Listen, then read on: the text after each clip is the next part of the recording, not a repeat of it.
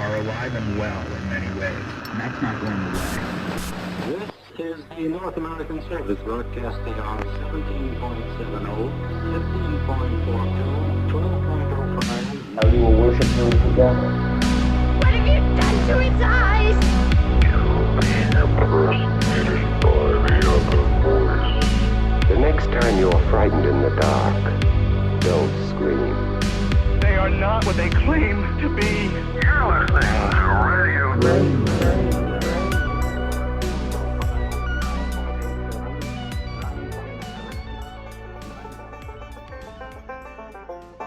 Now, I'm asking you this. What would you do if your entire family was harassed by a gaggle of goblins? Would you A, scream, cry, shit, piss and throw up? B, shoot up your entire home in an attempt to defend your family? C, destroy your reputation? Reputation? Destroy your reputation by reporting the goblin attack to the police?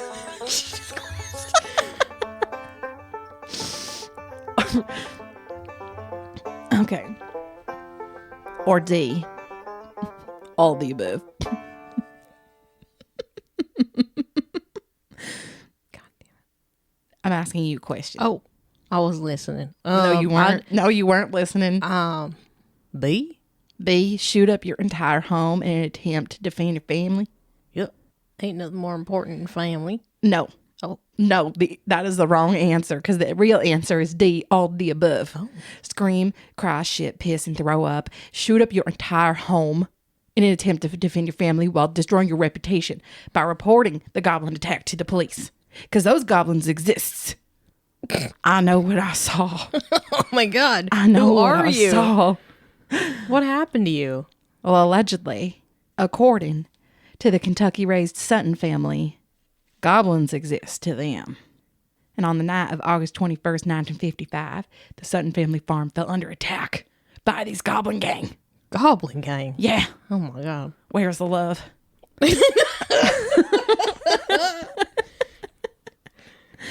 The Bloods and the Crips and the KKK. They're all goblins. Where is it? That's fucked up.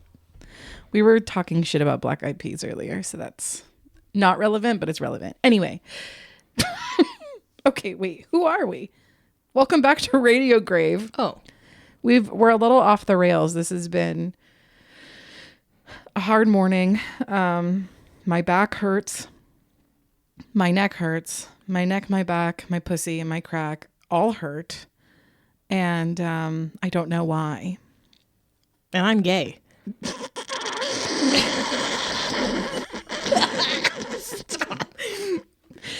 Whoa.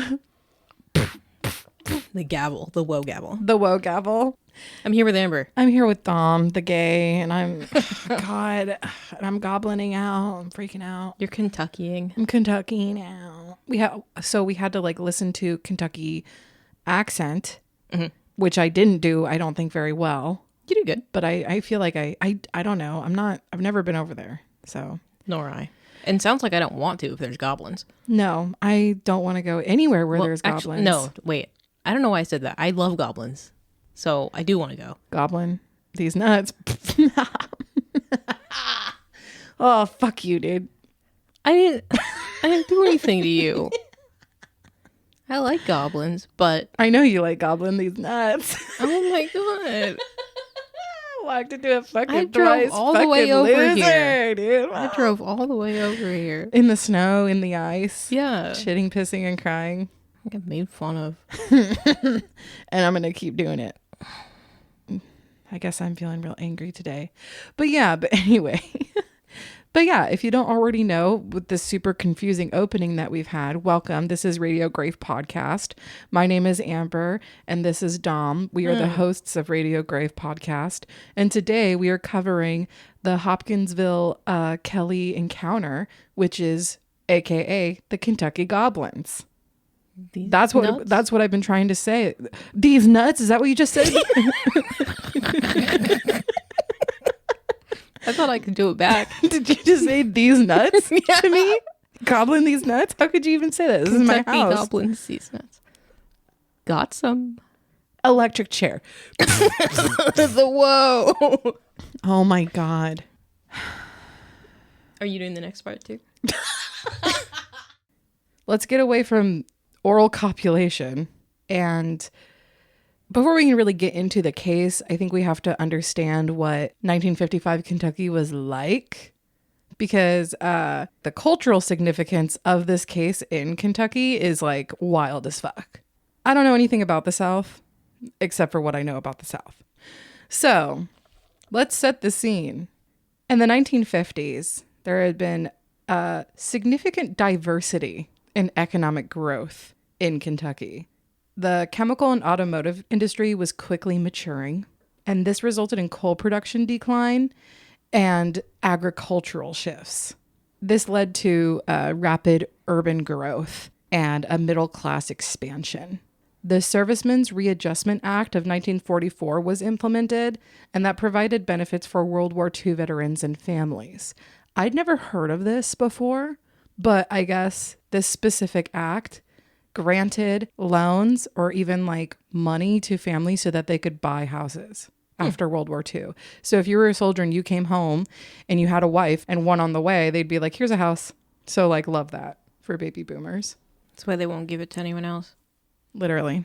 So obviously, like a lot of people still stayed like rural living. Kentucky coal mining families are still super prevalent at this time. But this was also a critical period in the civil rights movement because there was a mix of progressive and conservative political stances throughout the state. Kentucky had always been split, and that's because during the Civil War, it was a border state. So half of it was like, yeah, slaves, and the other half was like, yeah, Abraham Lincoln.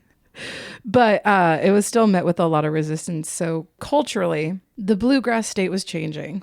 And this change was also seen in the town of Hopkinsville, where these goblins appeared. So Hopkinsville, more than anything, was a destination town, and it was located no more than a few miles north of the Tennessee border. It was connected by some newly constructed highways in the 1950s, and that improved mobility and a lot of urban growth at that time. And between 1950 and 1960, the population grew from 12,500 to 19,500 in Hopkinsville, which is that's a lot of people. Yeah. So there was a lot of stuff happening with music. There was a rise in popularity of traditional Southern bluegrass, country, and folk. Rock and roll, blues, and jazz was even more popular. So there was this blending of genres that was happening in Kentucky. And one of the things that really made Hopkinsville very popular was that it was on the Chitlin Circuit. And the Chitlin Circuit was a collection of performance venues for Black musicians of all genres. So they would like tour these venues because they knew that they were, for one, welcome there and that people wanted them to be there. So this brought a lot of culture and diversity and nightlife to Hopkinsville. And I actually included a fucking super sick ass photo of Little Richard performing in Hopkinsville in 1950. That is dope. And if you look, there's like so many people standing around. There's white people and there's Black people. All the white people in the crowd look like confused. I think they look in awe. They also look in awe. Like there's this one guy in the front who's like, yeah, mouth just hanging open. like mouth hanging open, like just looking. There's a lady too, that blonde woman, On who's the just very sitting side. there, like with her head turned all the way around toward him, like, oh. And she's like looking up at him. Yeah. They definitely, some of them look like they're deep in thought, appreciating his genius. Oh my God, for a minute I thought he was wearing open toe shoes. He's not. He's not. But there are some fine looking shoes.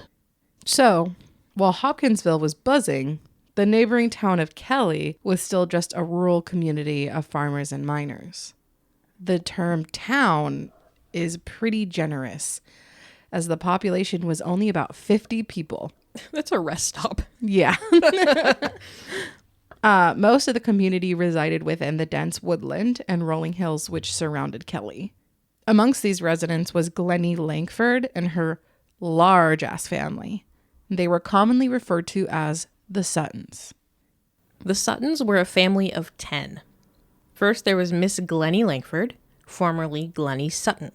She was 50 years old and the matriarch of the family, twice widowed, mother of 7 children. So fertile. What the fuck? Very fertile. Anyway, the family owned, a 27-acre tobacco farm left to her by her first husband. She was a very serious and no-nonsense kind of woman. However, she was a compassionate mother who loved her children deeply.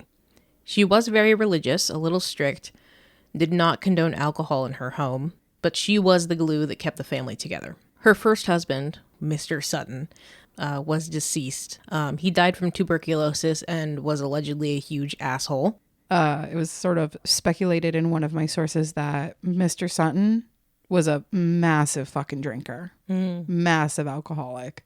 They had 4 sons together, handsome sons, might we add. There was Frank and Junior, who are not involved in this story. But Frank and Junior lived and worked in Hopkinsville. And then there was Elmer, a.k.a. Lucky, and then John Charlie, a.k.a. JC. And in 1955, they were both 25 and 21, respectively. JC was a veteran of the Korean War. He was a no-nonsense kind of man. And JC basically ran the farm for his mother. Both the younger Sutton boys were married. There was Lucky's wife, Vera, and then JC's wife, Eileen, but spelled like Aileen. Lucky and Vera lived 75 miles north in Evansville, Indiana. And Lucky and Vera met while working in the carnival. Allegedly, they were partners in the knife-throwing act there. He earned his nickname while in the carnival, and he had the word Lucky tattooed across his hand. Miss Glennie's deceased second husband was Mr. Langford.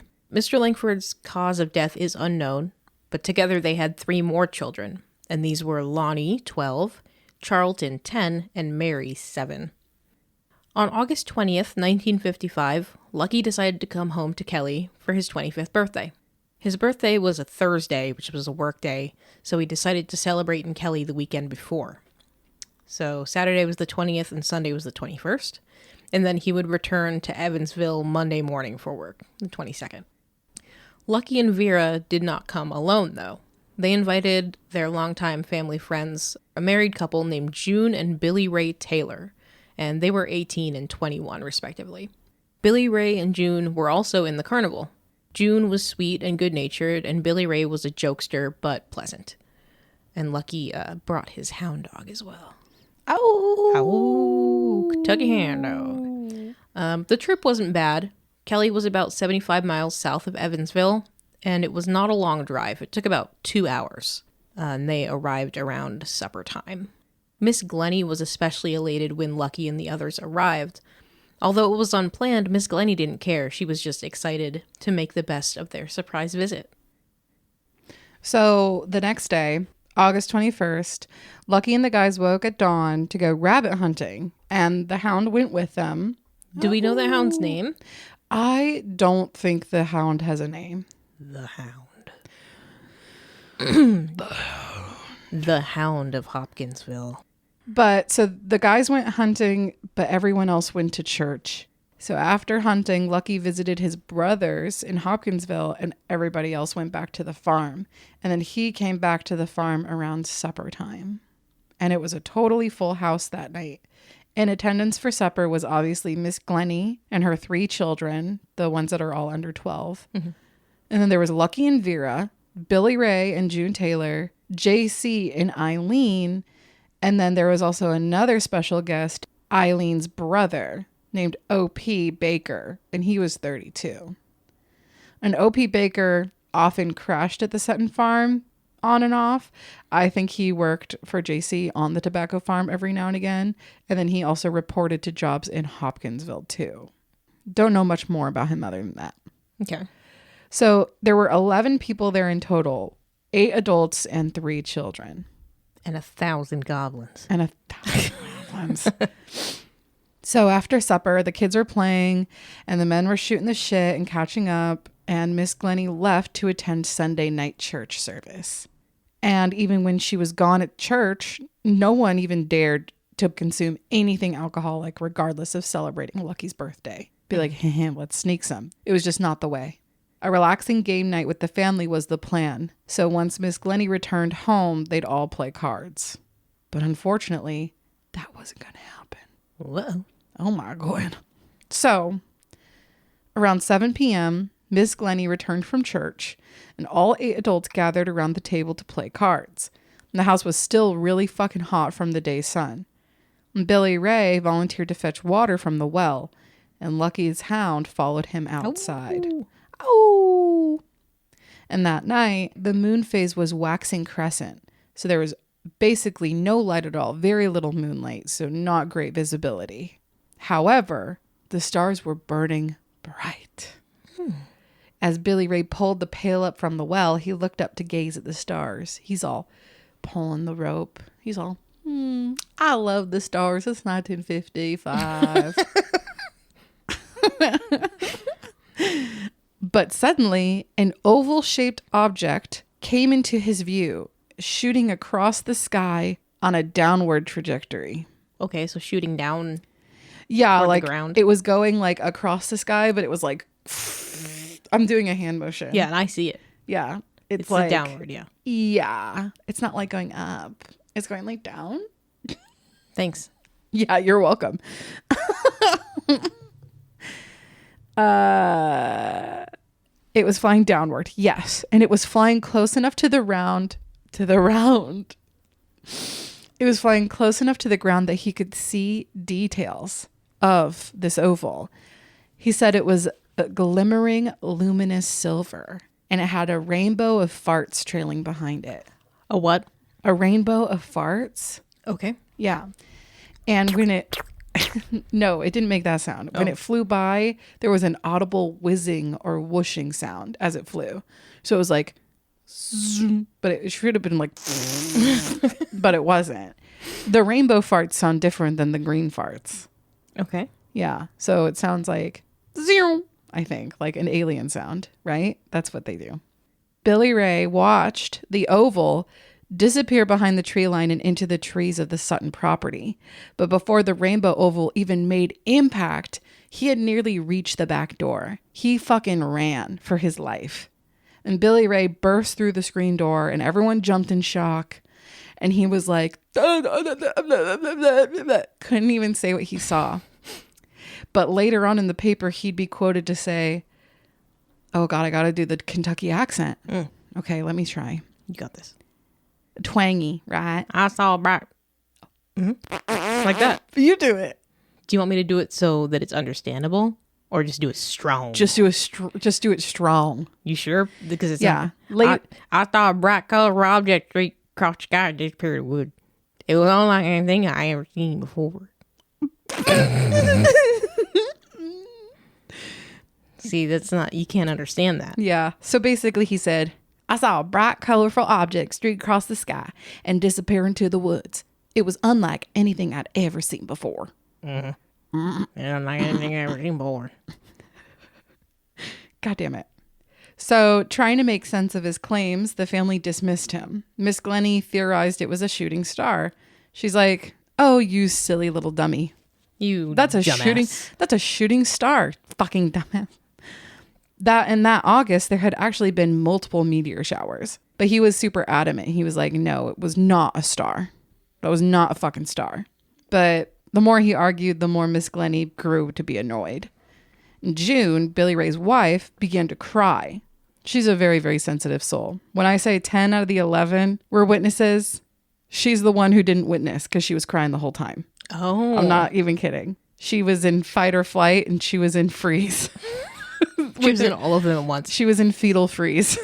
That's what she did. Anyway, Miss Glennie suggested that he was just playing a trick on them. That he just wanted to scare the girls and the kids for fun.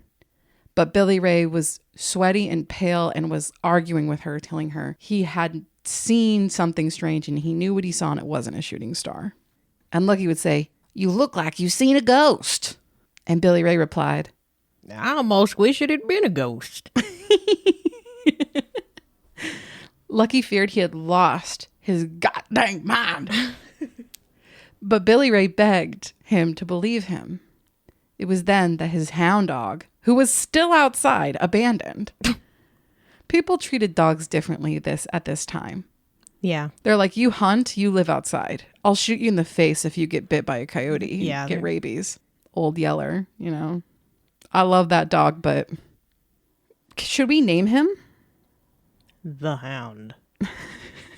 That's it? Yeah. The Hound. It's like Game of Thrones. I have a good name for him. Hoobastank. Hoobastank. Okay. Isn't that the name of that band? Yeah. That's his name. And the breathing is you. Yeah. Wow, that was really Good bad. harmony, no. Was it good?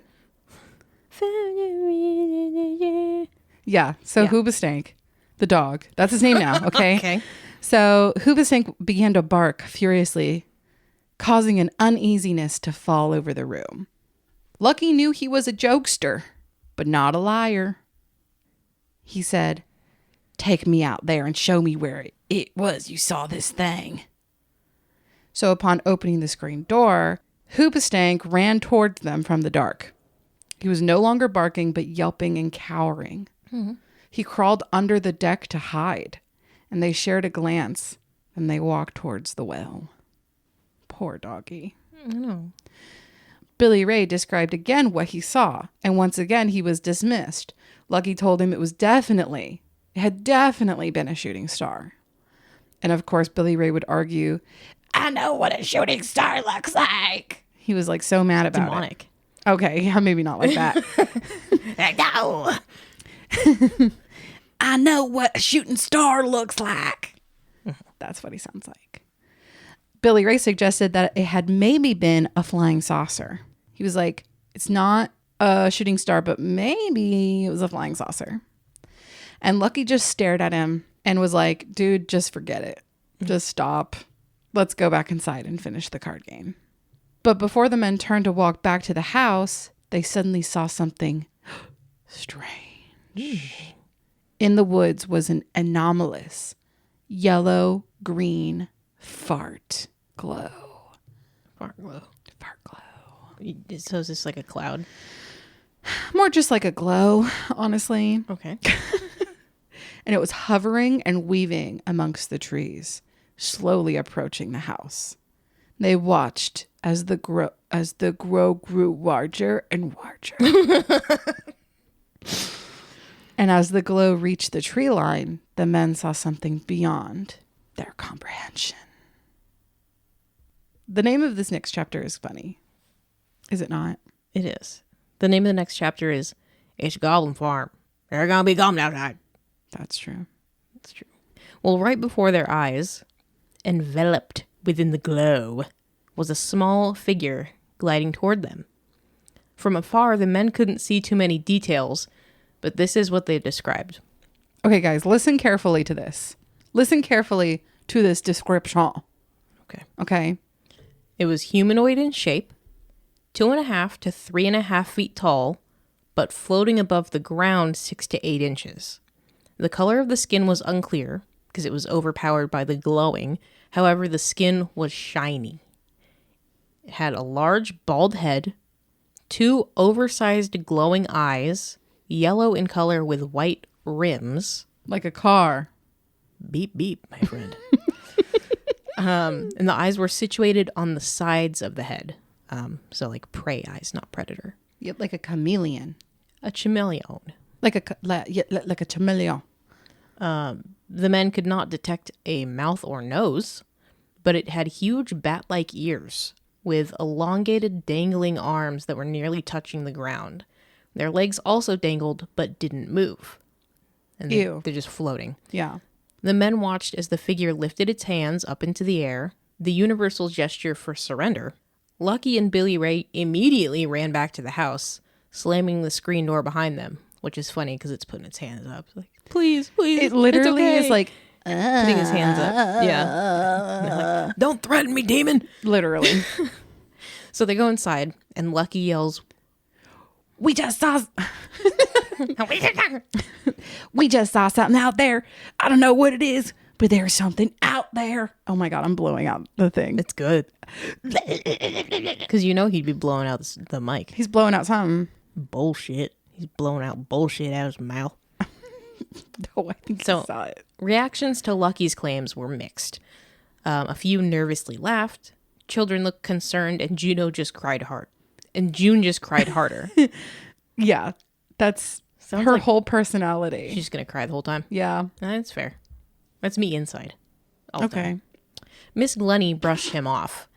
She believed that Lucky had joined Billy Ray on the prank, and she was annoyed, and she told them to knock it off. It was bedtime for the kids, and she didn't want them to be afraid.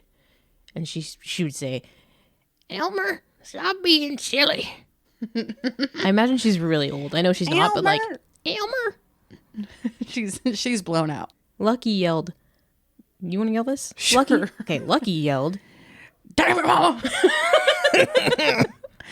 Damn it, mama! Okay, I'm hitting that D way too hard. That damn it, mama! I'm not being silly. We just saw something out there, and it doesn't look anything like anything from this world. I've never seen anything like it. Lucky then blurted out, it looked like a goblin.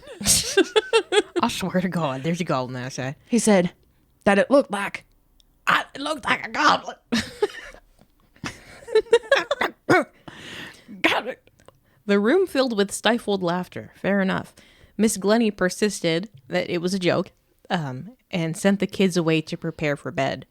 Suddenly, howling came from the woods, Hoopastank?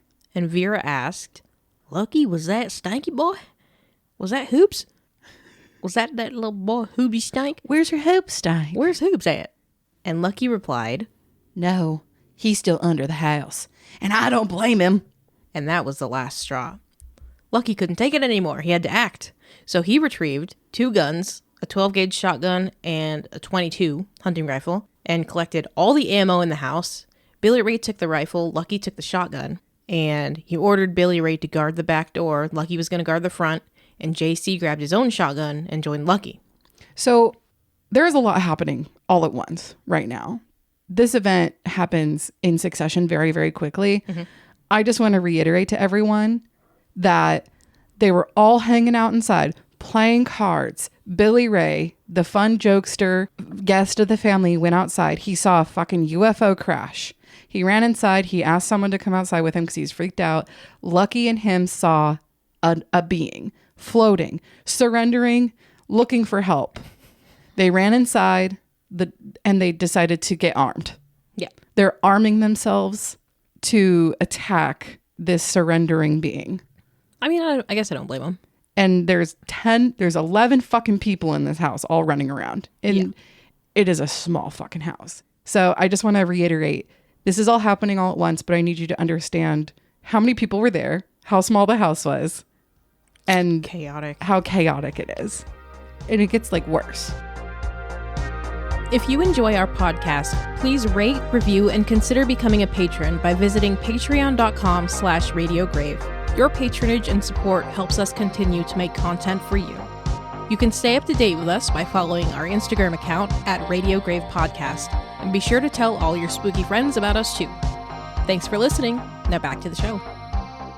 Miss Glennie decided to join Billy Ray on the back deck, and she was unarmed, which was no surprise, but he insisted that she keep away for her own good. But she didn't listen. She wanted to see all this shit for herself, still thinking that it was a big joke. He wasn't going to argue, so she crouched down behind him and they watched intently. Several minutes passed and her knees were hurting and nothing was coming. And she was over it. Yeah, she's fucking old as fuck. And she's like, this is a bullshit. She's like, I'm looking into the forest. You're telling me there's demons outside? Where are they? Where are the demons? Come on, people. So Miss Glennie, as she slowly began to rise on her sore old knees, a blurry figure emerged from behind the corner of the house, and it was coming straight towards him. So Billy Ray raised his rifle, and Miss Glennie screamed and fell to the floor. Yeah, she's laying like there. I don't know why she sounds like a animal, but whatever. Because she is. Wink.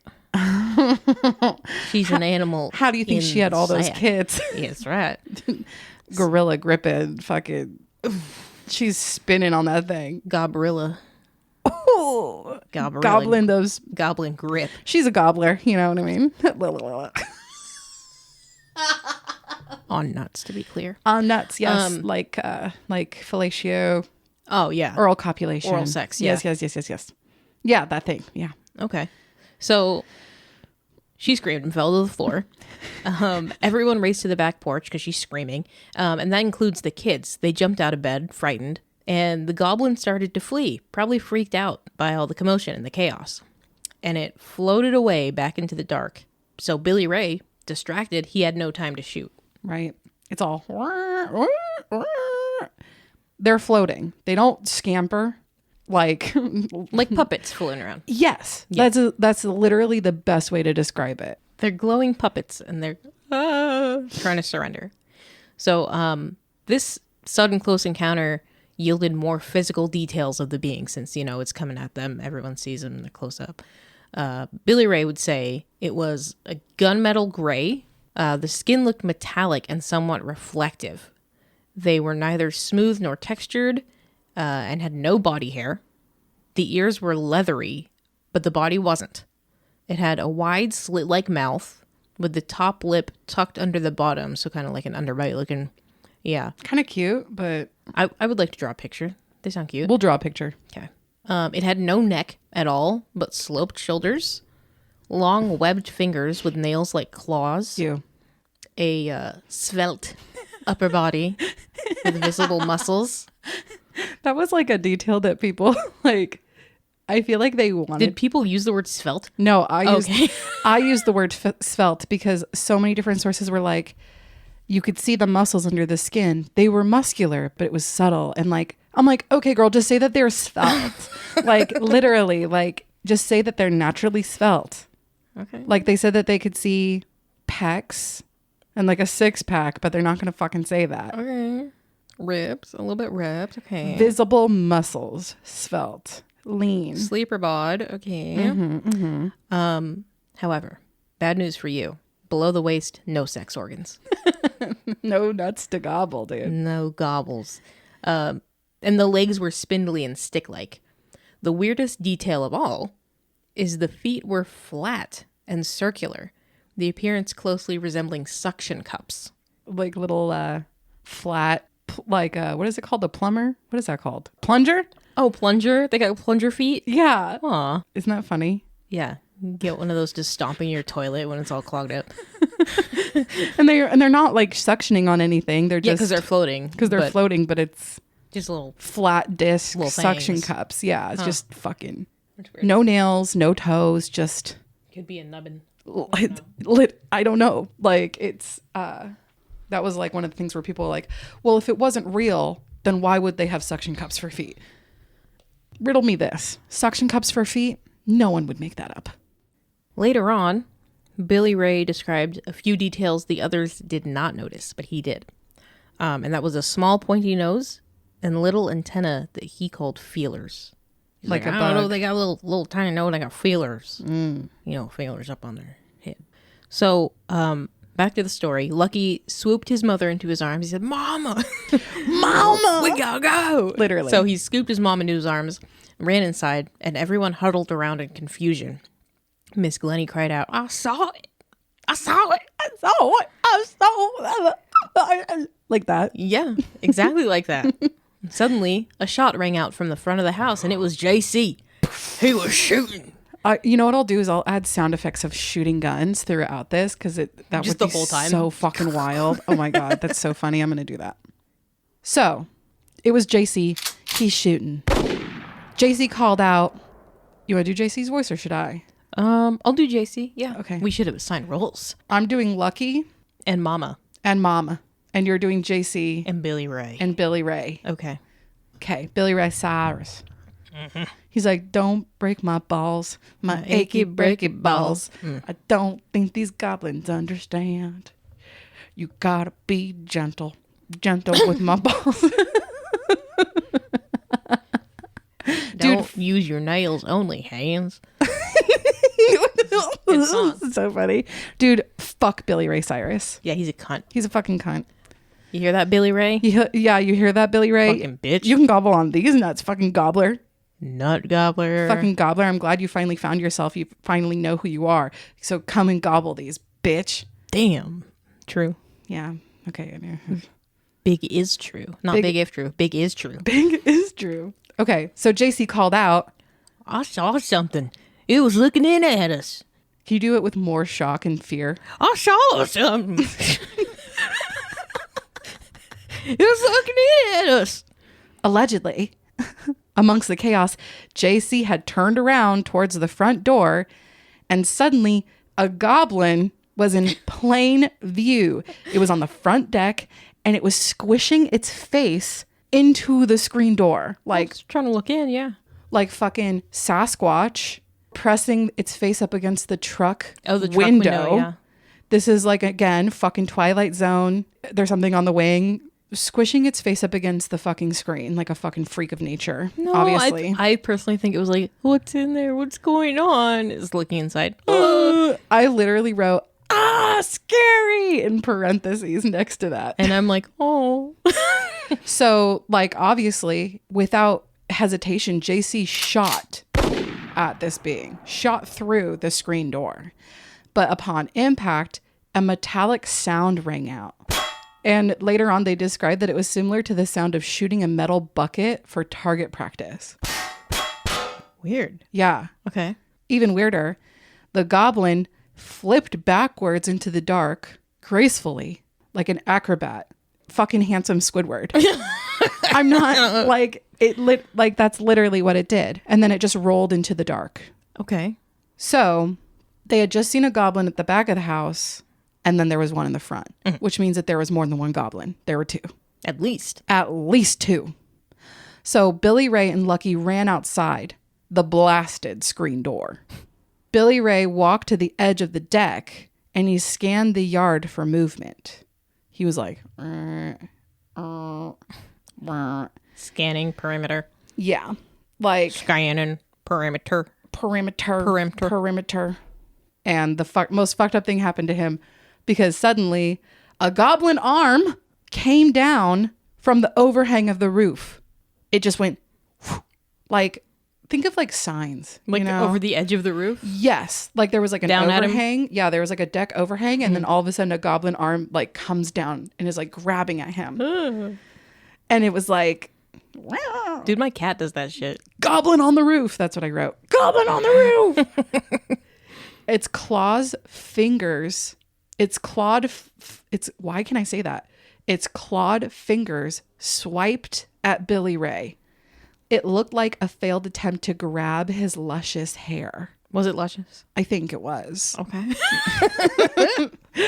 However, oh, my locks, my luscious locks. It didn't necessarily get a grip, but it did still make physical like contact. It still brushed his hair like with its claws, but it wasn't like able to like get it. It was close. And for some reason, there are so many details of this story that remind me of Signs. Okay. I don't know why, but like the whole like, like grabbing. Yeah. I'm like doing a thing with my hand. Dom is like, okay. I'm nodding. Yeah. She's like, yeah, like it's an arm with like claws. Like, yeah, I get it. They also have arms and signs. Yeah, literally. So that's what I said. Yeah. So maybe it's because they're also on the roof in Signs. Yeah. But so fucking Billy Ray's like, my hair. And Lucky just fucking, without even thinking, he shot through the overhang. He just shot through their fucking roof. Blew through the overhang of the deck. Awesome. Yeah. And there was a sound of metallic pings and tumbling. But then, rather than falling with a thud, the goblin that they, I guess, allegedly hit through the overhang just floated towards the ground, defying gravity. Like it had been the whole fucking time. Yeah. But it was just like a fucking little handsome Squidward fucking specter. And it backflipped and glided away back into the woods. When it was gliding, its hips were gyrating. Like humping? Like it was like, Like humping or like shaking your hips? They were like going like... Oh, like rolling their hips. Yes. Okay, yep. Like gyrating. And they could tell that was the way that it was like... like propelling itself? Propelling itself in movement. I wonder why it has legs at all. Yeah. My thought too. They're just dangling around. Oh my God, I need to tell you something. You know how people like sometimes like walk around with their dick out? Mm-hmm. Like people say like free balling. My friend the other night, he said something that I never heard before. He said, yeah, that person's hanging brain. I've heard that. I've never fucking heard that. I laughed so fucking hard. I was like, what? I'm going to start saying that all the fucking time because it's the funniest shit I've ever heard. Hanging brain. So basically, yeah, their legs are hanging brain. If that makes any sense. It doesn't. None of this makes sense. But So I get you. now they knew. There was a goblin in the back, there was a goblin in the front, and there was a goblin on the roof. How many goblins is that? Trace oblins. Trace oblins. So at this point... That's throblins, dude. That's throblins. Okay, whoa. At this point, everyone had retreated inside. I thought I wrote That's crazy. I was like, what? So at this point, everyone had retreated inside. But the farmhouse was no sanctuary. Suddenly, goblin hands and faces began popping up in the windows. No. Quickly flashing in and out of view. They're like, all around them. The children began to cry in confusion, and June continued to hysterically scream, and she was covering her eyes with her hands. Like I said, she was the only one who didn't see the goblins. She was present during the attack. She probably heard things. She heard everyone freaking out. And shooting. And shooting and maybe the metal pings, but like she was the only one who couldn't like give any real details. Mm-hmm. It can also be assumed at this time that Miss Glennie began to pray, because at this point she would say that she believed that these were demons. Demon attack. So Lucky gave out orders. So he said, women and children hide in the kids' room. Kids go under the bed and women away from the windows. You can be under the bed too, just away from the windows. Miss Glennie would stay inside and she'd be protected by her son, JC, and her son-in-law, I guess, OP. Lucky and Billy Ray would keep blasting them. They were going to keep protecting the family. And everyone did as they were told. Lucky and Billy Ray ran outside for battle as Miss Glennie, JC, and OP watched from the windows. So as they ran outside, they shot a goblin immediately that was hiding in a nearby maple tree. It was the first one that they saw. And I think I have to like remind you, like they are glowing. Mm-hmm. They are visible. They're shiny. You can see them because it's dark. Yeah. Okay. So they run outside. There's one glowing up in a tree, in a maple tree. They immediately shoot it. And a metallic ping rings out. And after they shot it, it tumbled gracefully and floated away. And Lucky turned as another ran from behind the house. And he shot it. And there was another metallic ping. And while reloading, that same goblin jumped onto the fence. And he did a little jig. I don't know what he did. He just was... Just jumped up onto the fence, sounds yeah, like. I mean, literally. Like they're just kind of jumping all over the place and floating around. And so Billy Ray took a shot at the fence goblin. Lucky shot him, and then Billy Ray tried to shoot again, and it just floated away. And then suddenly, Maple Goblin returned, running out of the woods. Maple Goblin, like from the tree. Yeah. Okay. Yeah. Tree goblin. Troblin. So they have their guns up ready to shoot. But again, this goblin lifted its arms up in the air like a don't shoot. Stop shooting me. And the men took aim and fired. They're like, we don't fucking care. And again, it just flipped around in the air and it floated away. The two men noted that the goblins, other than the pinging metallic sound, didn't make any noises. But when loud noises did occur, like shooting or like the men yelling, the goblins would glow brighter. And then also, allegedly, when the men would shoot at them, the sounds of their guns would be like distorted. Like it's supposed to sound like a, but maybe it sound like, or something like that. Some weird distortion or wavy sound. Okay. Something like that. I assume alien manipulation. And they discovered that the only thing that really deterred the goblins was the porch light, or when a light was on them at all, they would like move away from it. They were like, oh, they avoided it. However, it's not like as soon as they touched the light, they were like burning up. They weren't like vampires or anything. They just didn't like it. So Miss Glennie was still watching from the window, and she just felt like something was not right. In Miss Glennie's opinion, she seemed to believe that the goblins were non-aggressive. She's like, well, maybe these aren't demons because they're not really doing anything. Yeah. And she continuously watched them reappear over and over and over again with their hands up in the air like they were surrendering. And they were also not armed or menacing. Yeah.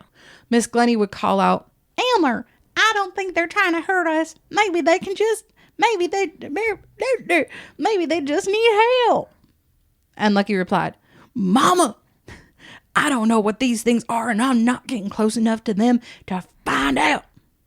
And Billy Ray would shout, Maybe they are the devil himself coming to get us. So over 2 hours, they fought off the goblins. Quote unquote, fought off. They shot at the goblins. They shot at the goblins who did not have any guns, who were in surrendering pose, waving white flags. And the men finally realized that it was just a losing battle. Nothing was going to happen. What if just like for the rest of this episode, it's like just 2 hours of shooting and screaming? And then I come back and I'm like, well, okay, so they decided that this wasn't worth anything. So they retreated inside and they all huddled together in the living room. And I just sort of imagined that they're all standing with their backs together, like in a circle, like with guns. We're surrounded, brothers. Like about to shoot out everything. Mm-hmm. And they all came to the single agreement. We got to get the hell out of her. With 2 R's. Her. Yeah. They just had to wait for the right time to flee. So they devised a simple plan. 'Cause we lost it all. Nothing lasts forever. I'm sorry I can't be Goblin. Goblin. And it's just too late. And I can't come back. I'm sorry I can't be Goblin. That's beautiful. Yeah. So that was simple plan. But their simple plan was to wait for the right time and then make a break for the trucks and then speed away to Hopkinsville. Just away. So for the next hour, the goblins continued to approach the house. They popped in and out of windows and ran across the porch.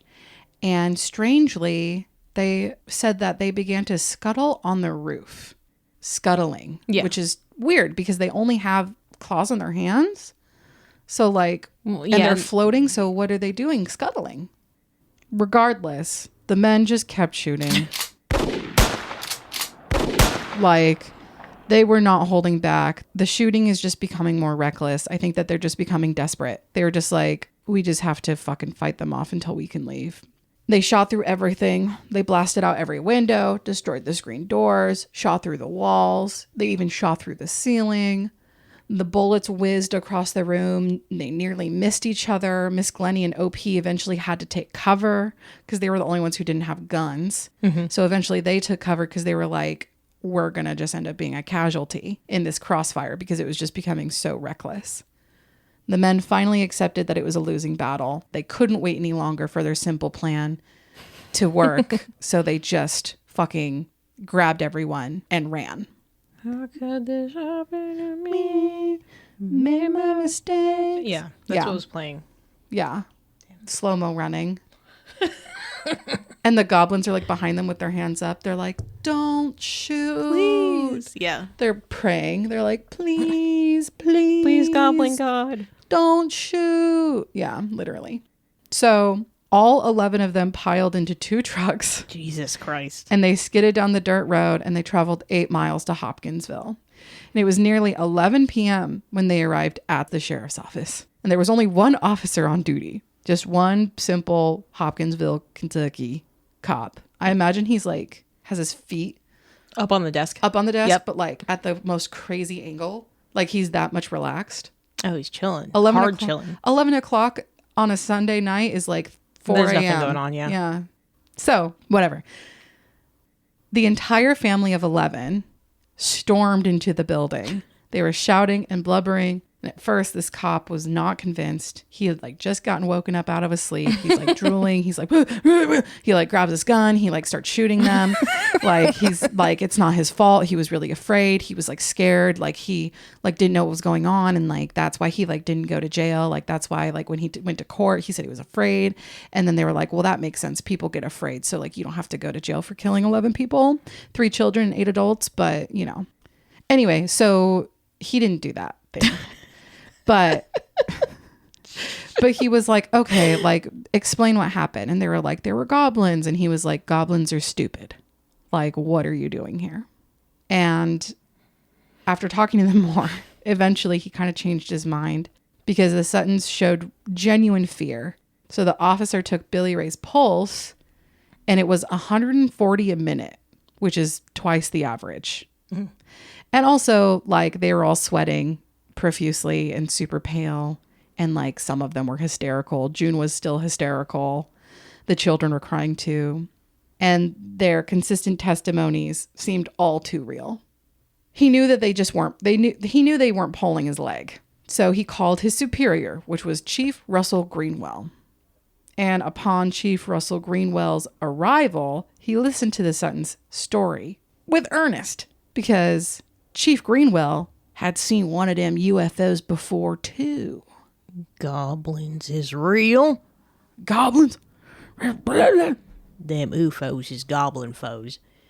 And they coming up my house, trying to get on my window and grab my lush locks. Literally. So before we can even cover Chief Greenwell's experience, we have to actually take a look at Kentucky's history of UFO sightings, because Kentucky has some very significant ufological cases. So the first UFO report of significance occurred in June of 1808.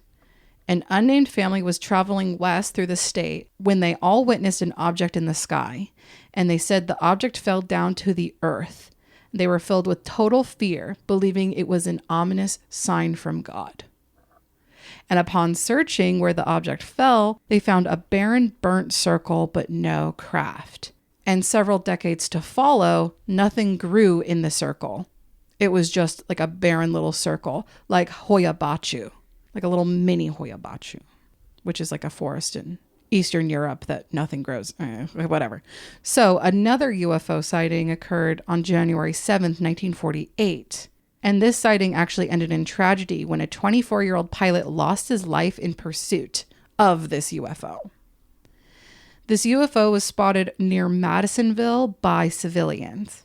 So Madisonville is about 120 miles west of Fort Knox. And Captain Thomas F. Mantell and other pilots were informed. And they were ordered by superiors to investigate and take down this unidentified flying object. And the Cold War had just begun. It was like the fucking Civil War is over. World War II is over. Cold War has begun.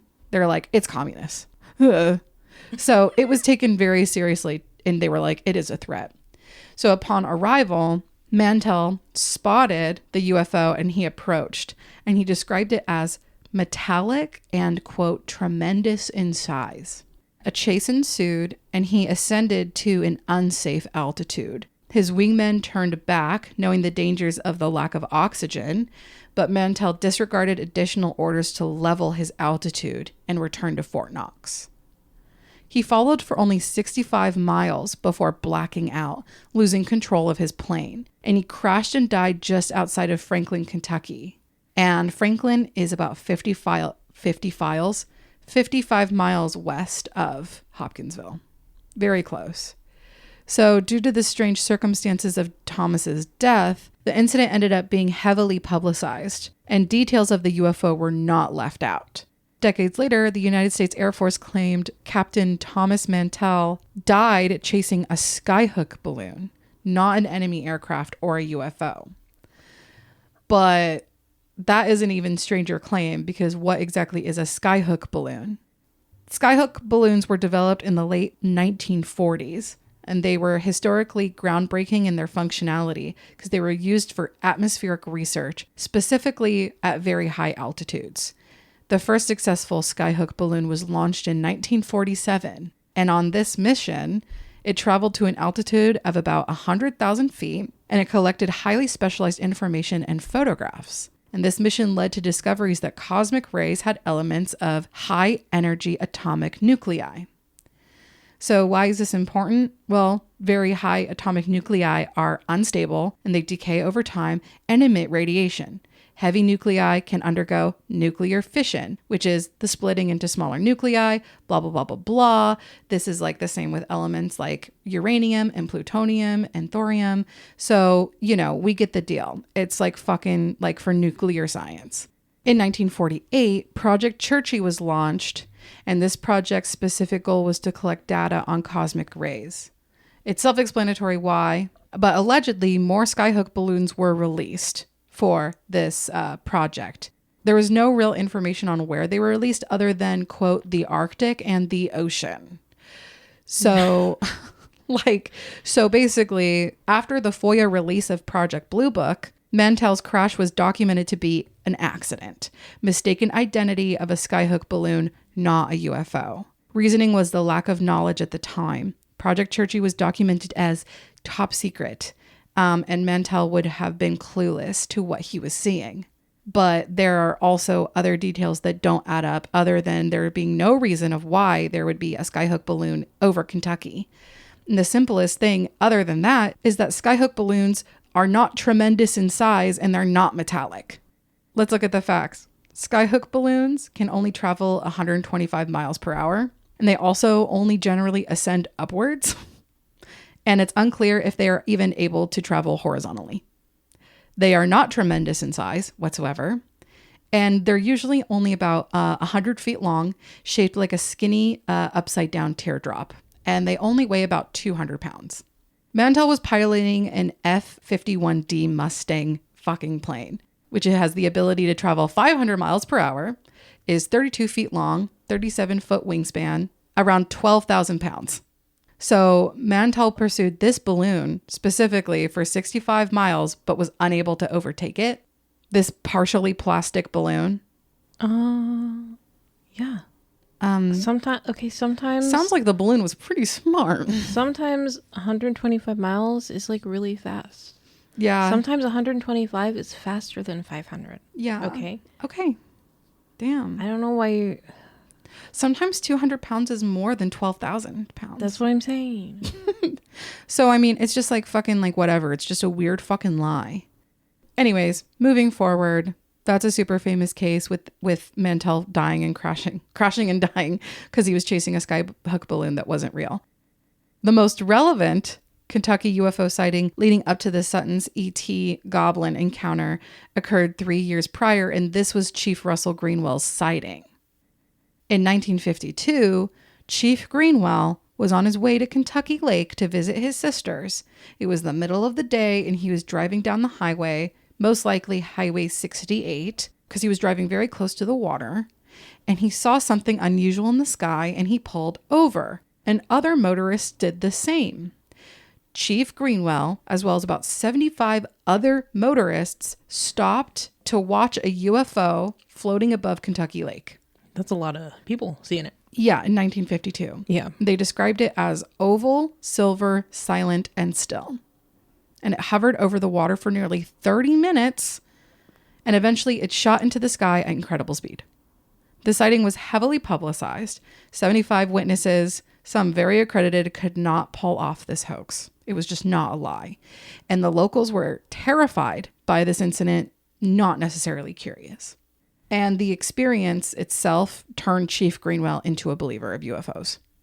Once he spoke to tearful Miss Glennie, Chief Greenwell knew that she was being honest because he also knew her personally, and he knew her to be a devout and God-fearing woman, and he knew the Suttons were telling the truth.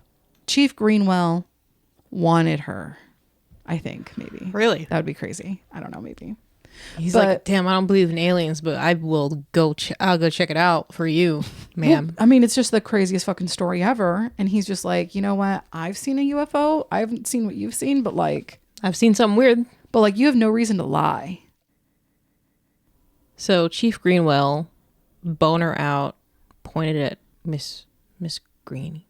Miss Greenie? What's her name? Glennie. Have you even been present this whole time? Yeah, I've been here. So anyway, boner out, pointed at Miss Glennie, says, I'm going to save you. I believe you. I believe you. Oh my God. And I got this waiting for you. And he tugs on his wiener. This is waiting for you, bud. Anyway, so Chief Greenwell calls everybody. A group of his own officers, Kentucky State Police, a nearby military base, and the local paper, which is kind of weird. But he was probably just excited. I think so. He's like, this is happening. Everybody. Let's go. Everybody, let's go. Gather round. So Chief Greenwell and all these men followed the Suttons back to the farm. As they drove through the woods, the atmosphere was tense and spooky. Upon arrival, dead on arrival. Sorry, I was listening to that on the way up here. That's good. Yeah. Lots of singing today. Yeah. Goblins make me sing. I my love that.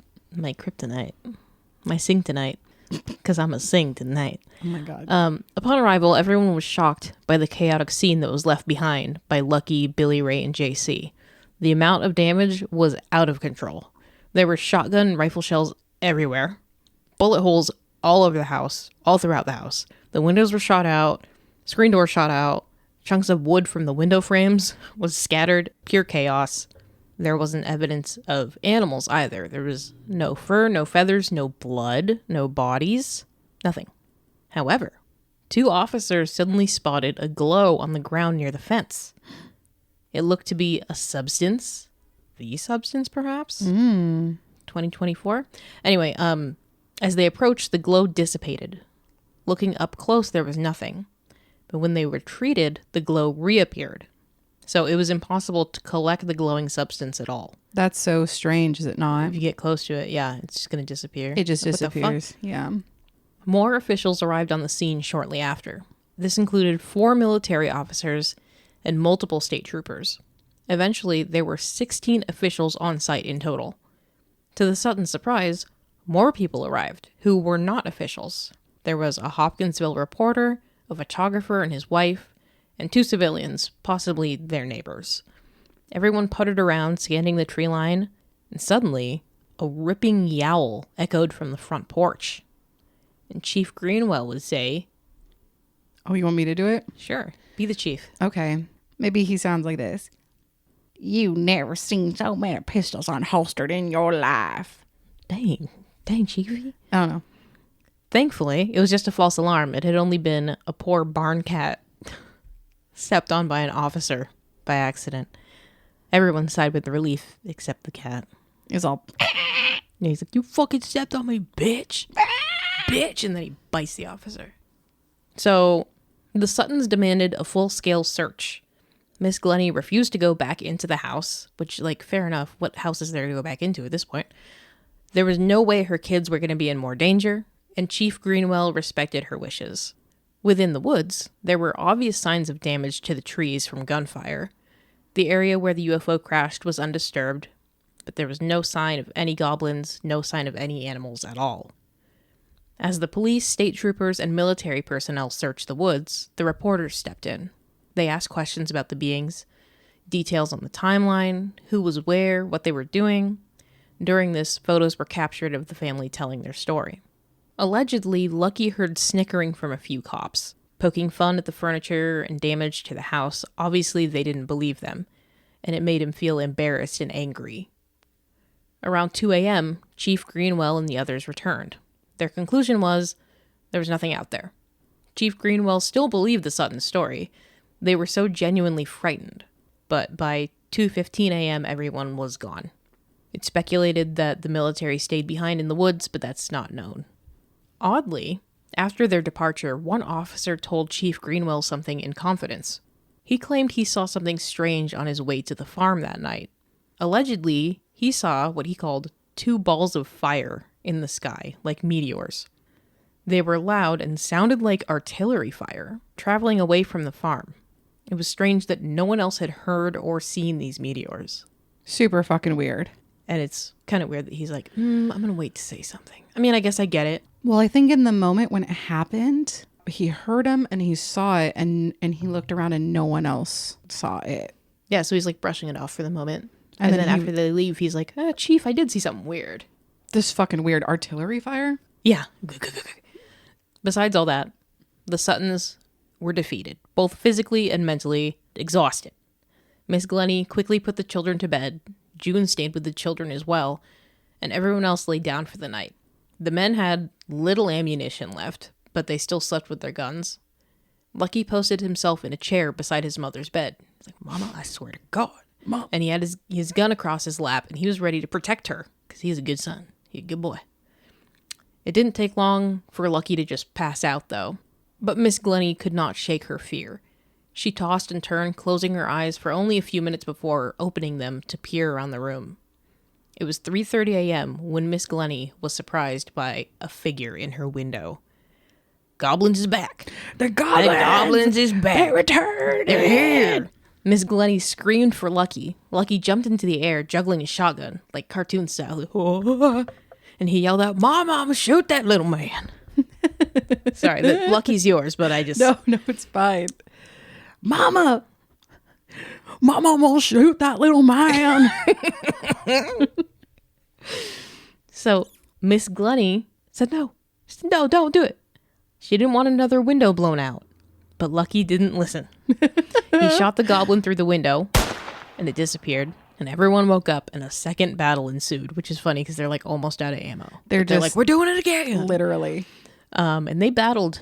They fired around until dawn, around 5:30 a.m. So 2 more hours about. By then, they were out of ammunition. Luckily, due to their dislike for light, the goblins disappeared. Maybe when the sun came out, they like actually like evaporated, like they died. Maybe. But I mean, you said it didn't seem like the light was painful to them. But that's artificial light, not That's daylight. true. Yeah. By 6:30 a.m., the police returned to investigate once more. Cops were updated about the second battle. The Suttons were interviewed again. And around this time, Hoobastank returned. Hoobastank the dog returned Don't forget home. Stanky. Another property check was performed. Allegedly, Lucky brought his gun and simultaneously hunted for rabbits. Officers climbed on the roof. There was no sign of footprints. They floated, so I don't know why they're looking for footprints. I guess because there was scratching. Who knows? Yeah. But there was no sign of scratching. And there's just a fuck ton of gunfire holes. Just a bunch of blasted out holes. But nothing was found on the property. And Lucky was still really mad because the cops were being assholes and like laughing at them and didn't believe them. He decided to drive to Evansville to get furniture. Right. Because their house is all blasted up. Right. The men left the farm. And without the men present, the police interviewed the women for a third time and wanted to see if the men were leading them to making something up or putting some idea in their heads. But they were exhausted and their stories remained the same.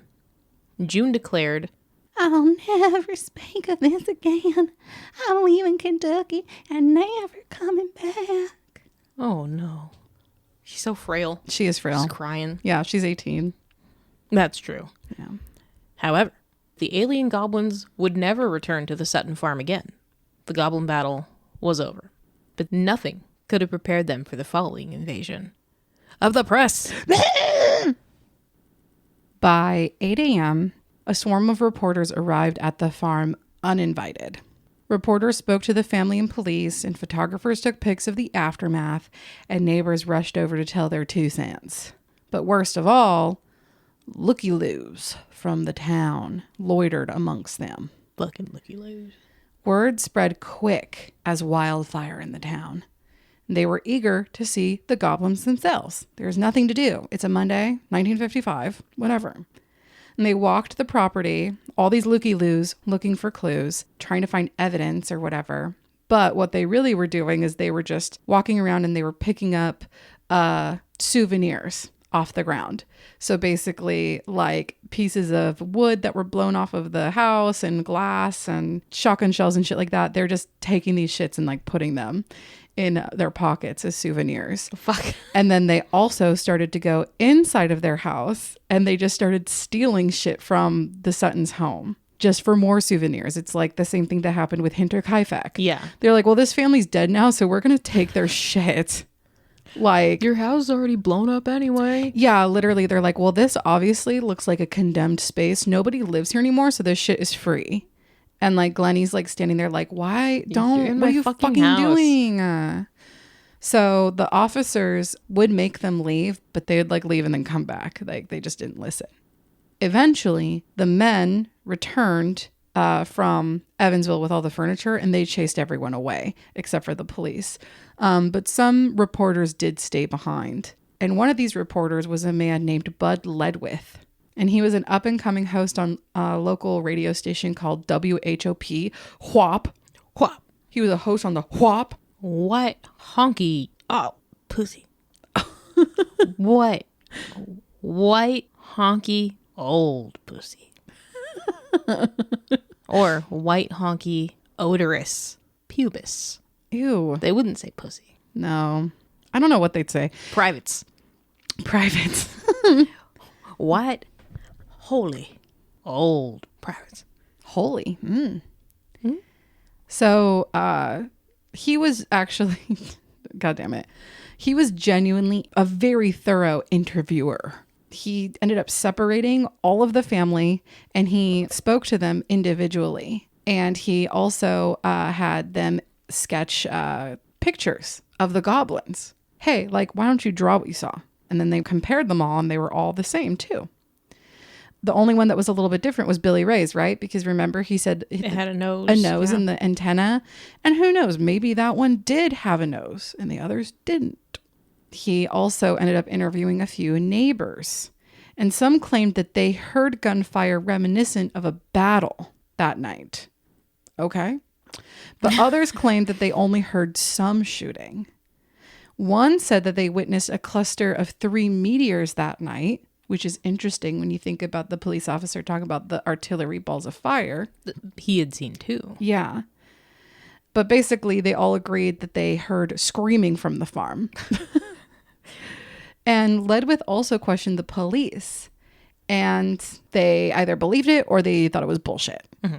No surprise there. Chief Greenwell believed the Suttons completely. And he shared his deputy's testimony about the 2 balls of fire. And he also shared opinions on the family's credibility. He basically said that 100% something had happened to this family and the identity of the creatures was up for debate. But regardless, something did happen to the Suttons.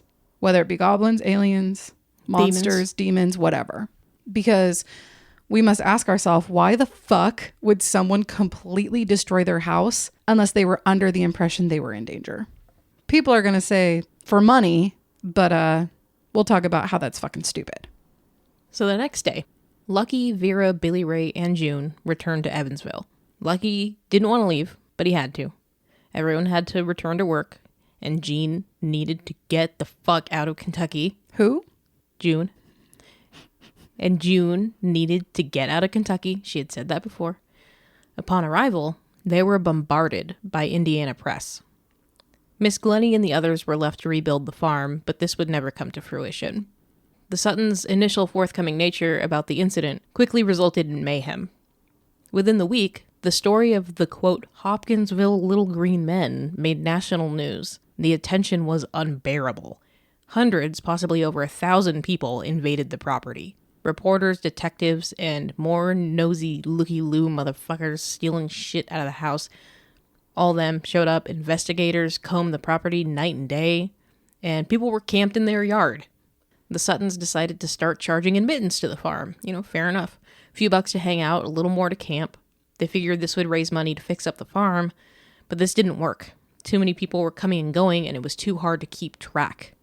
So, irritated, exhausted, totally fed up, they stopped engaging altogether with the press. The results were bad. Details were changed, misreported, or exaggerated. Claims of 14 creatures, when really there was 4 maximum. The goblin skin color was wrong. They weren't green. They were gray or silver. This always sent Lucky and Billy Ray into fits of rage. Years later, the term Little Green Men was popularized by the Hopkinsville encounter. Also reported they had been drinking, which 1, they weren't, and 2, alcohol doesn't make you hallucinate. So stupid. Yeah, you'd have to, I mean, what are you drinking? Fucking gallons of gasoline? Yeah. Like what? Yeah. An alleged careless traveling circus was to blame. There were claims they lost a gang of escaped monkeys, but the circus was never proven to exist. Yeah. There was claims that the goblins were not goblins, that they were actually chimpanzees. Okay, those are silver and metallic, yeah, and they fly as well. Yeah, that makes sense now. Yeah. But there was no circus around. There was no traveling anything. Well, you know. They were just monkeys in the woods, I guess. You know how circuses are? You know Careless. how monkeys are. Careless and sneaky. Oh, sneaky. And careless with their monkeys, for sure. They're metal monkeys. Scrutiny from the public and press was far worse. Many believed they were hoaxers and liars looking for attention. Lucky, Billy Ray, and wives worked at a carnival. Therefore, maybe it was a performance to make money. The history of charging admittance didn't help. It was pointed out later that Billy Ray was a prankster, and allegedly Lucky liked to tell stories and tall tales. Lastly, the U.S. military responded with haste. The overall goal was to link the incident to natural phenomena, or commies. Once the military's investigation was finished, they departed and never returned. They never offered any answers or further information. They never contacted family members, even to this day. Allegedly, plainclothes men in suits arrived on the farm. Plainclothes men in suits, you say? Oh. Were they black? Like The suits, not the men. The fuck? Men in black. Once the military's what? investigation... So black men can't be men in black, or like what? Sure they can. Will Smith. Oh, yeah, okay. Within only 2 weeks of the incident, Miss Glennie sold the Sutton farm. It was too much to bear. She had no other choice. It was a shameful dark spot in their family history. She never spoke of the incident again. The entire family followed suit. They kept their mouths shut and didn't talk about it. Unfortunately, only a year or two after the incident, Lucky and Vera divorced. Allegedly, he became a drinker. He was still a good man, but he was a troubled man. The pressure of the whole situation was too much for their marriage. Lucky soon remarried. He settled down in Indiana for good. And they had a few daughters, one of which is Geraldine Sutton Stith, the author of one of our sources. She claimed her father kept the story a secret from the family. So they really never talked about it. Yeah. But she eventually found out the truth. She discovered her family's secret about the Hopkinsville encounter when she was a young girl. One day, an unexpected visit from UFO investigators knocked on their door. UFO investigators, you say. Interesting. Were they in black suits? Maybe. She overheard the conversation her father had with them. Something about goblins, little green men, UFOs. Her father was really bothered after the investigators left. Later, she confronted her father, aunts, and uncles about the incident, and she's been fascinated with ufology ever since. Years later, other locals from Kelly and Hopkinsville came forward. They claimed that they also saw balls of fire and rainbow UFOs in the sky, farting around. But why didn't they come forward sooner? The pressure of negative attention from the press? Yeah. No one wants to be ridiculed by millions of people across the fucking nation. Regardless, Miss Glennie never changed her story. Even at the end of her life, she swore to God on her deathbed that everything was true. It seems really odd that the story comes to an end like this, but information that is consistent is honestly scarce. Thus, the theories regarding what really happened at the Sutton farm are a little bit out there. Yeah, it definitely is like, here's all the stuff that happened with the attack, yada, yada, yada, yada. And then the morning after Goblin, then it's like, yeah, they tried to make people pay to be there because there were just people camping on their lawn and everyone called them like snakes and liars and that it was a hoax. And then they like sold the farm and disappeared. Like, that's really it. In my opinion, the skeptical theories are the fucking worst. Because not only are some of them just fucking dumb, but most of them are based on negative Southern stereotypes. Basically, they just are saying that they're stupid hillbillies, or that they're drunken moonshiners, or that they're impoverished layabouts. So, one, people strongly believe it was a classic case of mistaken identity of an animal. So here are some suggestions that have literally been considered of what the goblins were. People said they were cats. You have a cat, yes? Yeah, I have a cat. Magpie. Mm-hmm. Does she make any, like, clanging sounds when you touch her? No? No. Is she metal? No. Do her feet touch the ground? Yes. Oh, God damn it. I thought we were close with that one. Okay. People said that they were monkeys, right? Yeah. Mm-hmm. Because of the non-existent carnival. Yeah. Lost their floating chimps. Yeah. Okay. And then people also said raccoons, which is like... I mean, those glow, right? Yeah. No. I got you. They don't glow. But there was one convincing animal that could have been mistaken identity, and that was a great horned owl. They are nocturnal, and they do have yellow eyes.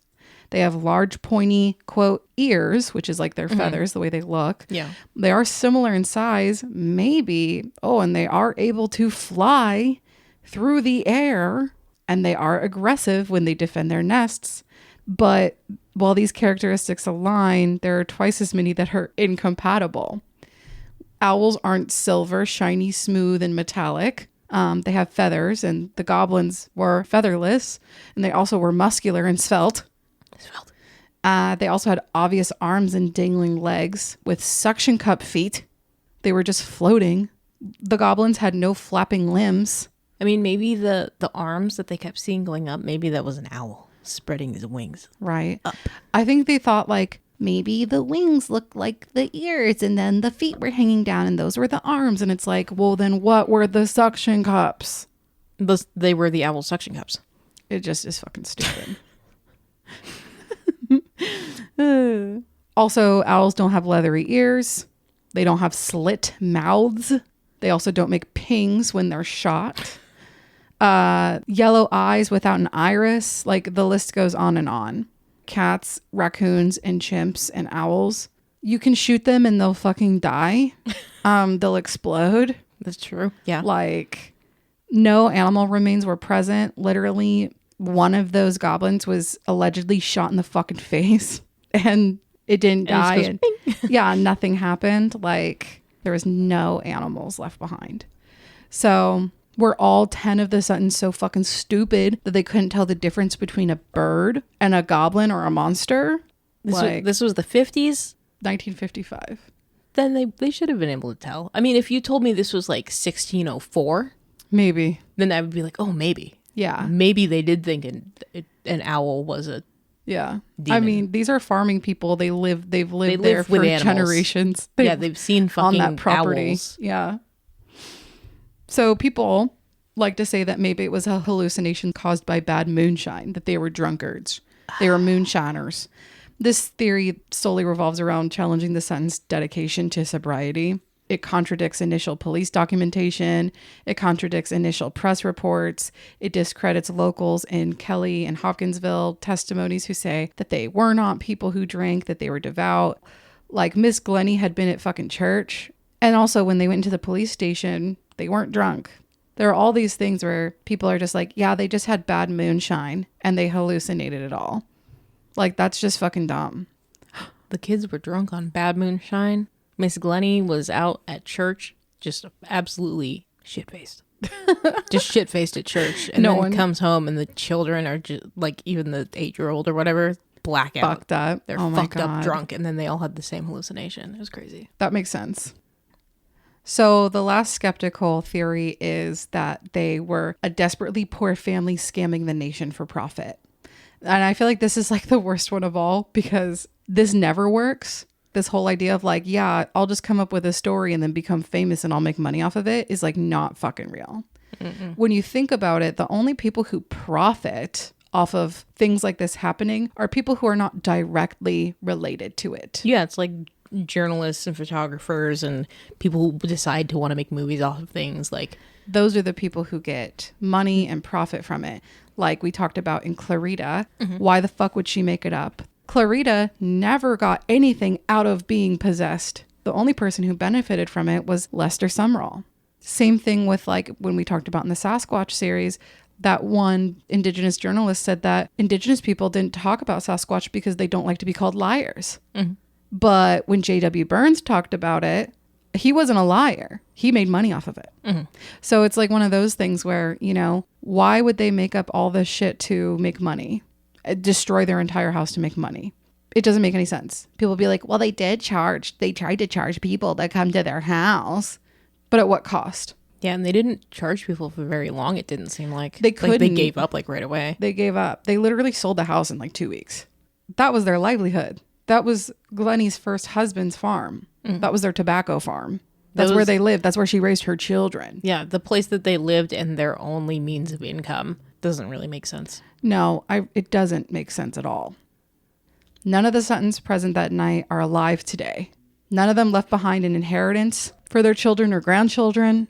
And if anything, Geraldine and her sister, Lucky's daughters, they make a little bit of money off their family story, but just barely. They have more like notoriety. You know what I mean? Yeah. Like Geraldine participates in like the Hopkinsville fucking parade that they have.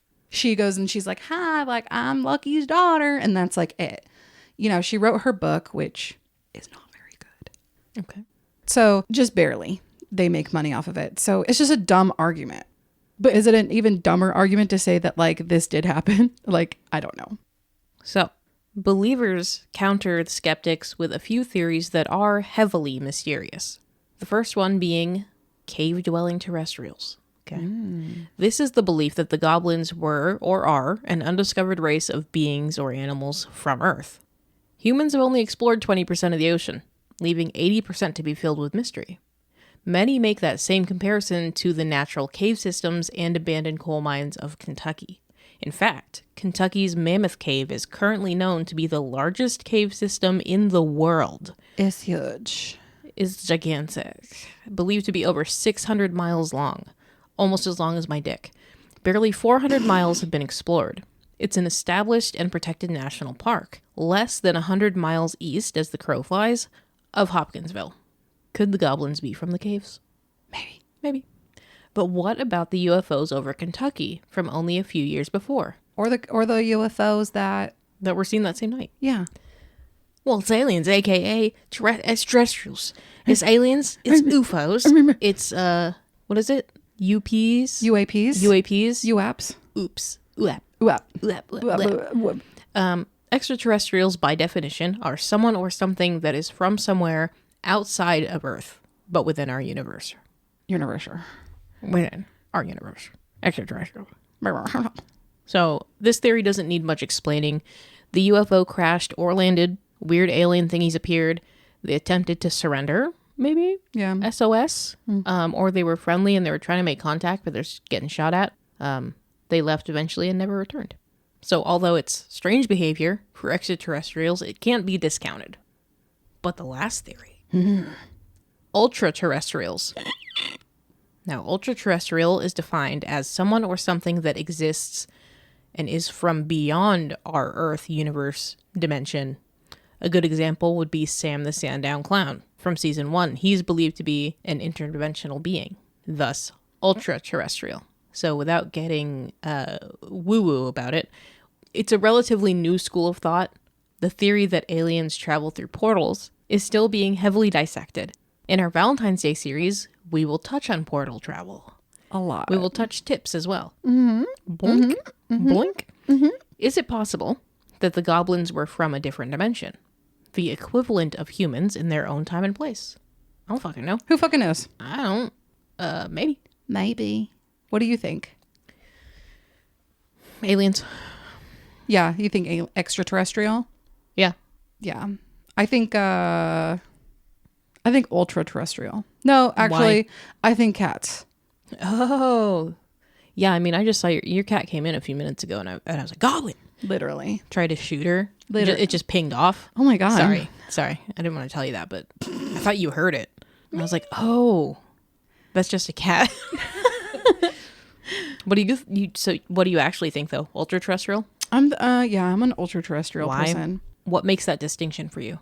Their behavior, the way that they interacted, the like falling from the sky and like not necessarily making an impact, but like obviously like falling into the trees. The same thing with Sam Down Clown. With the Sandown Clown is that like he's so bizarre looking and not your typical extraterrestrial. I don't know. I just feel like it's more ultra. But I mean, that's kind of the point of an alien. Right. But there's like extraterrestrials, but then there's ultra. Like, so you think it was more likely something interdimensional, something otherworldly. Yeah, because extraterrestrials aren't necessarily Otherworldly, yeah. They're just not from Earth. Yeah. But ultra-terrestrials are from a different existence. I feel like it does seem very of this world to me because like they're like made of some kind of a metal, you know, some kind of armor-ish material. Right. Maybe not meant to be armor, but like spacesuits maybe. Yeah, something protective. Right. They still have a form like carbon-based beings. I mean, they have same with arms Sam, though. and well, I don't think Sam was from another dimension necessarily. I definitely think he was interdimensional for sure. It may not be usual the way that they look or act, but it's like, can't there be one species or race of aliens that is coming down and asking for help or just trying to make contact and they're like, please don't shoot us. And then they stop. get shot and then at. they get shot and they're like, well, good thing we wore this fucking armor. Stop. So they keep trying for hours and then they just leave. It's hard with like the extraterrestrial and ultra terrestrial like argument because like I said, the ultra terrestrial school of thought is like very new. the more that people like get into ufology, it's less like, okay, they're not coming from another planet. They're coming through portals. They're coming from a different dimension. They're not like anything from our existence. Like we cannot even comprehend it. And maybe my issue lies in that I don't believe in anything extraterrestrial anymore. I think maybe I feel like it's all ultra terrestrial. Really? Maybe. That'd be a fun side discussion for another time. Yeah. Because it's like, how else are they getting here? There is like the How theory, are we getting to places in space? What are you talking about? not traveling the way that they do. They're more advanced. They're crazy advanced. Humans are dumb. Everything we do is primitive to anyone else, I'm sure. I watched this thing, like I have my TV set up on like a weird random thing, and it was like a UFO abduction thing, and this guy was talking about his abduction, and it was so interesting because like I always make jokes about it, about us just being like half monkeys, like we're really just like an inferior race, like human beings are. And that is exactly what he said. Is he said that like he looked into the eyes of like a gray. He saw nothing that was human at all, but only something looking back at him that was extremely superior over him in a way that he couldn't even comprehend. Like he was an animal. Yeah, I mean, I always talk about it, the like alien and God thing. Yeah. It's so outside our comprehension that it makes everything so unknown. Anything could be anything. Boop. Literally. The Kelly-Hopkinsville encounter has become a landmark case in UFO and paranormal studies, cited as a classic example of a close encounter with extraterrestrial aliens, ultra-terrestrial beings, or unknown creatures. Or cats. Or cats. Or raccoons. Or raccoons. Or monkeys. Or monks. Or owl. The legacy of the Goblins has left an incredible mark on the community of Kelly and Hopkinsville and has become woven into the fabric of their local folklore, inspiring tales and legends and traditions that celebrate the region's connection to the mysterious and unexplained. However, it should be known that the U.S. government did conduct a cut and dry investigation into the Kentucky Goblins incident and was documented in full under Project Blue Book. And according to the files released in recent years, the case was dismissed and classified as not being related to UFOs or extraterrestrials, and very likely being a dumb hoax. But was it really? That's the story of the Kentucky Goblins. Meow. It was a cat. Meow. Next time you see a cat, John, no, I don't even want to say that. This is a joke. Just so you know, this upcoming is a joke. Next time you see a cat, just shoot it. See what happens. Oh my. Please don't ever shoot No. a cat. No. Don't shoot any animal, really. Ever. Ever. Thanks. Just don't own a gun. Why do you need a gun? Yeah. Oh, I'm going to take that back. Whoop. Yeah. Suck that back in. Jesus Christ. I do think it's interesting that Project Blue Book said that it was a hoax. Yeah, well, I mean, they couldn't prove anything else, I guess. I guess. To them, that's the most likely explanation. But They also said that fucking Mantell died because of a skyhook balloon. And just like Men in Black 1, they said that the plane crash was not anything that was abnormal. yeah. And that there were no alien anything on board. Are you saying the government is like Lying? manipulating their words? Or like not telling the truth? Yeah, I think They wouldn't do that, though? I think they do that sometimes. I gotta think about this. I'm gonna go Oh my God. Thanks for listening. Thanks for listening with us. Oh my God. Do you believe in goblins? Do you believe in goblins? Goblins? Godlets? Godlets? Here's another question. What do you think? Were they terrestrial? Were they extraterrestrial? Or were they ultra terrestrial? Or were they uber terrestrial? Which is Just like white. Were they white people? like Ubermensch? Like the Ubermensch, yeah. Okay, I'll put that in there as option D. Uber terrestrial is just like white dudes named Derek. Which is literally just the tall whites. Yeah. Same thing. They're like, It's just Norwegians. yeah. Oh, there you are. Huh? You're Norwegian. I'm not Norwegian. You're Swedish. Yeah. Can't tell the difference. Thank you for listening. Thanks for listening. We'll catch you guys next week. Goodbye. Bye. Bye. at 2 a.m. Eastern Standard Time, multiple unidentified objects were confirmed to have entered Earth's atmosphere. It is speculated that these objects are of extraterrestrial origin. The broadcast will quiet at this time for your safety. Continue to carry out the following instructions. Radio Grave Podcast is hosted by Amber Byland and Dominique Makasuya. Music courtesy of AOA Music, Carl Casey at Whitebat Audio, and intro music by Simon Big Byland. Audio mixing and editing by Amber Byland, logo and original art by Dominique Makasuya. Special thanks to Selma and Obi Henneke, Austin Smith, and all our supporters on Patreon. All other media and sound clips used are protected under fair use and are for the purpose of criticism, commentary, news reporting, education, and research. Thanks for listening. Goodbye.